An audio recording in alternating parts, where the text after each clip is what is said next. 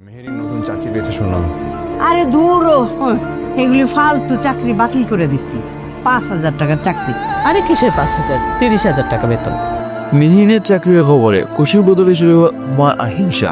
সেই রাতে ঘর চেয়ে পেয়ে দুর্ঘটনা মৃত্যুর মুখে পড়ে স্বামী অপারেশনের জন্য দরকার 5 লাখ টাকা। যখন 4 টাকা দিতে অস্বীকার করে তখনই প্রকাশ পায় কে সত্যিকার আপন আর কে শুধু মুখোশ। অবশ্যই আপডেট হয়ে গেছে, এটা আমাদের গল্প নাটকের 21 নম্বর পর্ব। আর ভিউয়ার্স, 21 নম্বর পর্বের পর গল্প এখন এমন জায়গায় এসে দাঁড়িয়েছে যেখানে অপেক্ষা করছে আর বড় ধামাকা বা ভয়ঙ্কর টুইস্ট। আর একেবারে শেষ অধ্যায়ে আজকে ভিডিও পুরো 22 নম্বর পর্ব নিয়ে, কারণ এটি হচ্ছে এই নাটকের শেষ পর্ব। 22 নম্বর কে কি করতে পারে, কবে আসছে, আর কে নাই পুরো সবচেয়ে বেশি আবেগীয় নাটকীয়, সবটাই জানবো আজ। তাই ভিউয়ার্স একমত স্কিপ করবেন না। ভিডিও সামনে যাওয়ার আগে কি আপনাদের কাছে একটা ছোট রিকোয়েস্ট, কিন্তু খুব গুরুত্বপূর্ণ। এনাটা এখন আর শুধু একটা নাটক নয়, এটা দেশের এক প্রান্ত থেকে আরেক প্রান্তে হাজার দশকের আবেগের গল্প হয়ে উঠেছে। এখনই কমেন্ট বক্সে লিখে জানান আপনি কোন জায়গা থেকে এই ভিডিওটি দেখছেন।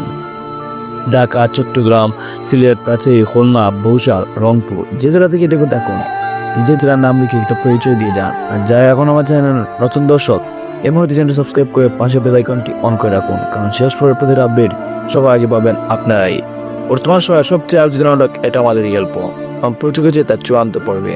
পরিসম্পর্কের শুরুতে মেহরিন তার চাকরির খবর বাসার সবাইকে জানায়। বাসার সবাই খুশি হলেও স্বামীরা মা ভীষণ রেগে যায়।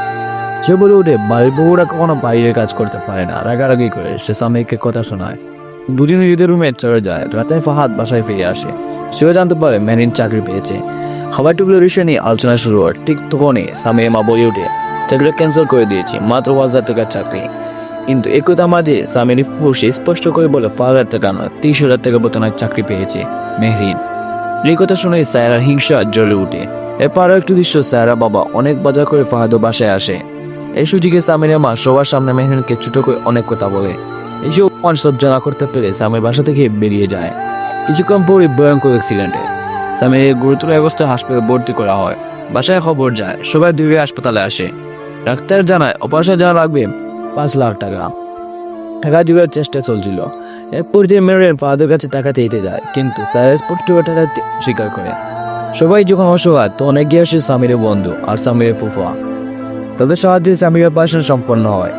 এসব কোনো বুঝিয়ে দেয় যে রক্ত সম্পর্ক নয়, পাশে থাকা মানুষই আসল পরিবার। এই শেষ পর্বে ভেঙে যাবে অনেক অহংকার আর উঠে দাঁড়াবে সত্যিকারের ভালোবাসা। ভিউয়ার্স মনে রাখবেন 22 নম্বর পর্ব আসবে আগামীকাল সকাল ঠিক 12টার সময়, এবং এটি হবে এটা আমাদের গল্পের শেষ পর্ব। এভাবে ঠিক হয়ে যাবে কে 5 টাকা, কে মুখ ফিরিয়ে নিল আর কে পেল জীবনের আসল শিক্ষা।